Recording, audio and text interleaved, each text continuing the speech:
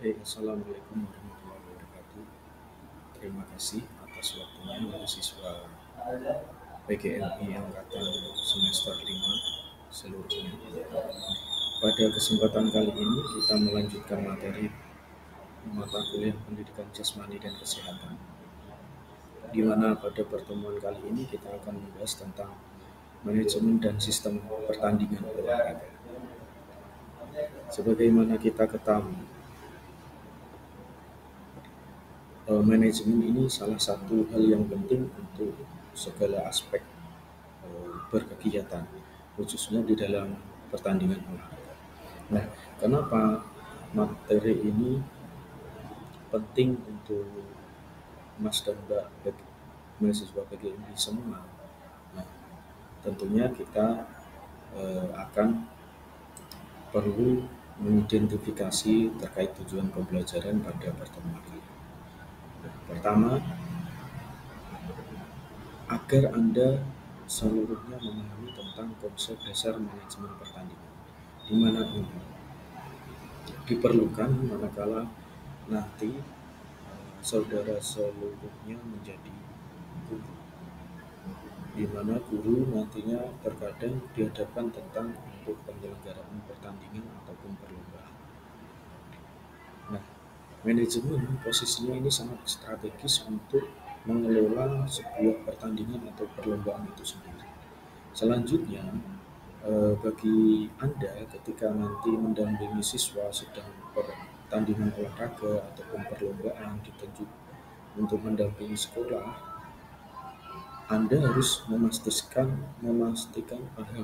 paham betul bahwa sistem pertandingan apa yang akan digunakan dalam perlombaan ataupun pertandingan itu sendiri. Yang ketiga, tentunya ini eh, tujuan ini secara khusus nanti Anda ketika menjadi guru SD atau MI, di mana menerapkan konsep manajemen pertandingan dan sistem pertandingan ini harus Anda kuasai, baik Anda ketika sebagai penyelenggara ataupun Anda sebagai pendamping ketika siswa mengikuti pertandingan atau perlombaan olahraga.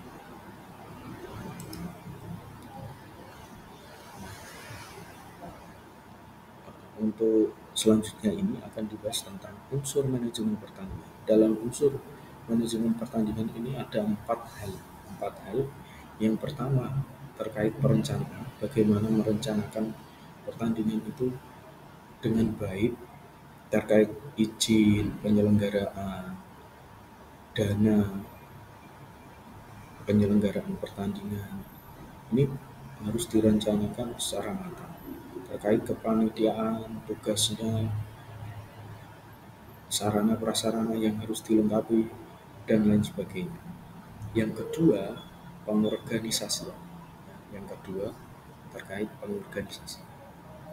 Jadi antar wasit dengan panitia, ya antar panitia itu sendiri, antar bidang di kepanitiaan dan lain sebagainya. Yang ketiga, terkait pelaksanaan.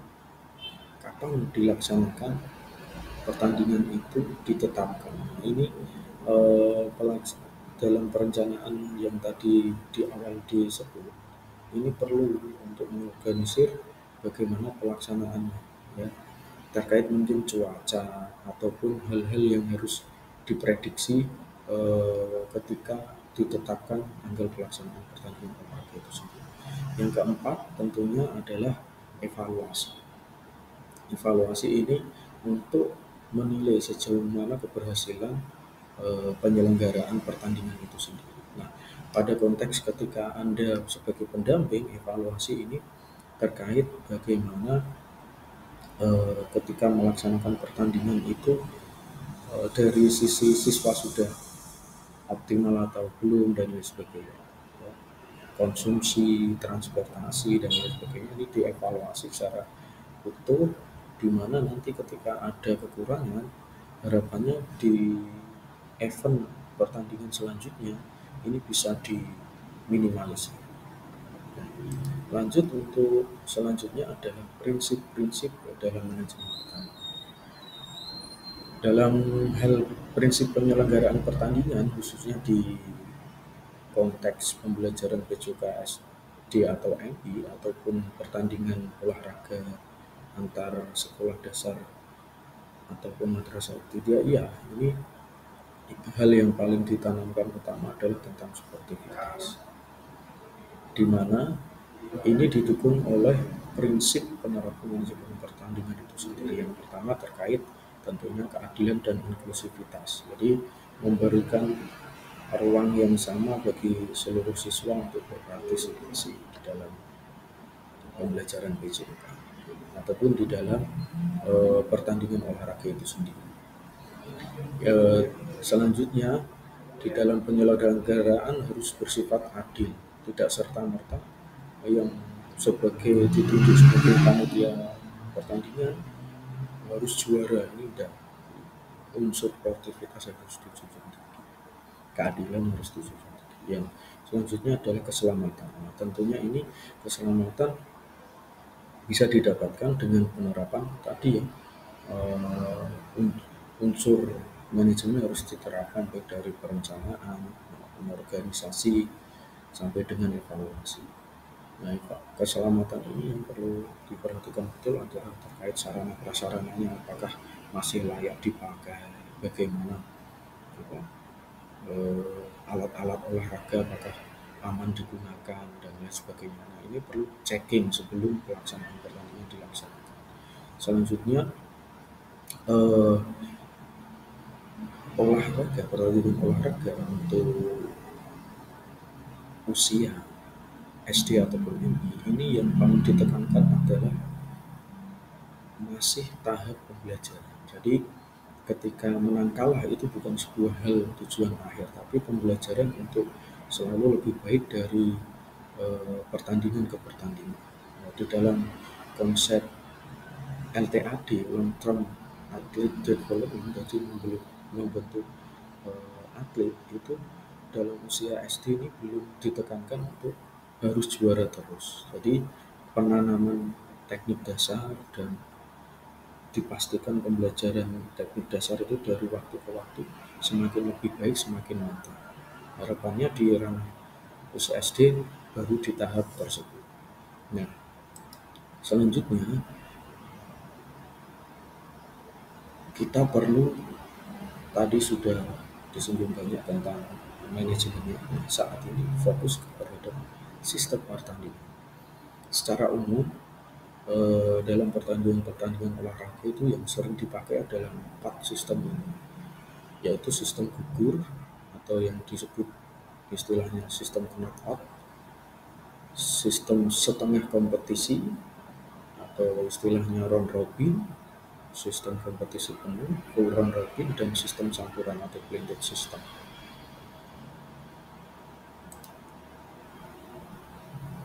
Nah, sistem knockout itu biasanya Anda akan menjumpai ketika ada pertandingan yang bagan-bagannya seperti ini, dan ketika kalah, suatu tim kalah sudah tidak main lagi. Nah, inilah sistem knockout. Nah, adapun sistem round robin itu adalah sistem setengah kompetisi. Jadi misal ada 3 klub dan ini saling ketemu sekali ya. Misal ada klub A, klub B, klub C melakukan trofeo ini ya. Seperti di gambar ini saya contohkan ada klub Unis Rina, Surya Mandiri, dan Pelindo 3. Nah, ini ada 3 klub di mana klub ini keseluruhan saling berhadapan, tapi hanya 1 kali ya. Istilahnya kalau ini hanya pertandingan home saja misalnya, atau ini dilaksanakan di tempat netral, tapi ini berlangsungnya saling ketemu hanya 1 kali. Nah, ini secara mudahnya demikian memahami untuk sistem round robin setengah kompetisi. Nah, untuk yang kompetisi penuh ya, itu contohnya saat ini ya, penyelenggaraan Liga BRI 1 itu menggunakan sistem kompetisi penuh, di mana dari keseluruhan tim ini akan saling berhadapan dan dilakukan sebanyak 2 kali. 2 kali. Jadi satu tim berhadapan dengan tim lainnya itu ketemu akan 2 kali. Nah, untuk Liga 1 ini dia sistemnya home away. Jadi misal tim Arema ketemu tim Bali ini akan 2 kali. Tim Arema ketemu Bali di kandang Arema dan tim Arema ketemu Bali di kandangnya Bali. Nah, ini yang dinamakan sistem kompetisi. Ada juga tadi sistem yang umum keempat adalah sistem blended atau campuran. Jadi contohnya penyelenggaraan Euro tahun 2024 kemarin. Nah, di sini Euro ini menganut sistem campuran di mana pada babak awal dibagi menjadi beberapa grup. Nah, di grup ini dilakukan sistem pertandingannya secara round robin, jadi setengah kompetisi.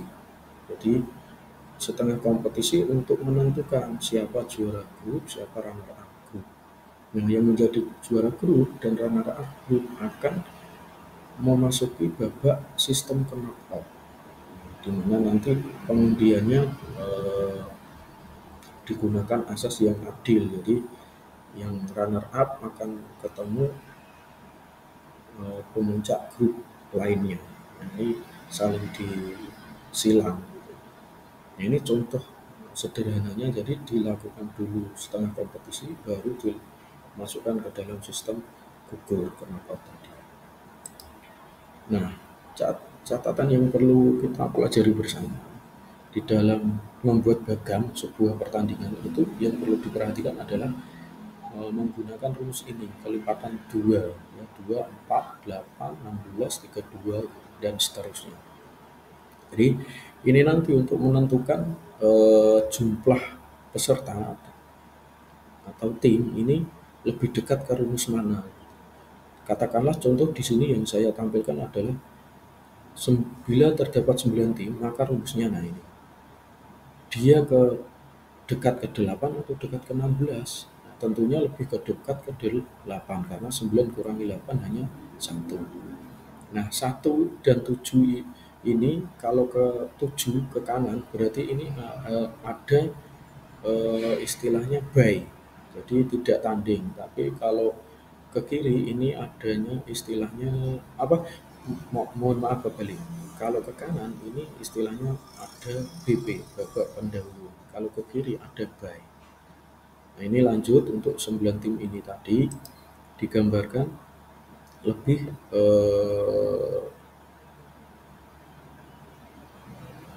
maka lebih dekat ke 8 tadi ya, yang 9 tim. Jadi kita lihat rumusnya selanjutnya menjadi demikian. 8 ini baik, maka ada salah satu yang tidak bermain di babak awal. Atau kita bisa gunakan BP, maka ada babak pendahuluan. Artinya ada yang bermain duluan karena 9 adalah sesudah 8.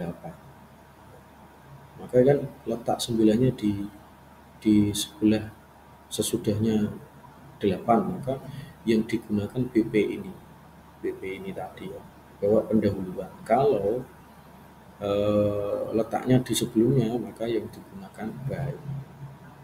Nah, ini ketika menggunakan babak pendahuluan atau BP jadinya akan seperti ini. Nah, ini 9 tim di mana nanti harus ada babak pendahuluan. Di mana ini? Di 56 ini, angka 56 ini sebagai babak pendahuluan. Nah, yang perlu kita pahami bersama ketika ada babak pendahuluan, pertandingan yang didahulukan adalah babak pendahuluan ini. Jadi misal di sini ada 5 dan 6, ya, ini ditandingkan dulu, baru nanti pertandingan selanjutnya ke yang nomor 1 ketemu nomor 2, baru ke bawah. Karena ini untuk memberikan jeda istirahat yang representatif untuk keseluruhan tim. Jadi pendahuluan dulu, baru ke atas, bagian paling atas, ke bawah, nanti kembali lagi ke atas, ke bawah, dan seterusnya. Nah, untuk ini kasus kedua, ya, ini jika timnya jumlahnya 7. Nah, tadi memakai yang kelipatan tadi, ya, ini ada 2, 4, 8, 16 ya. 7 ini kan dekatnya dengan sama dengan 8. Tapi 7 ini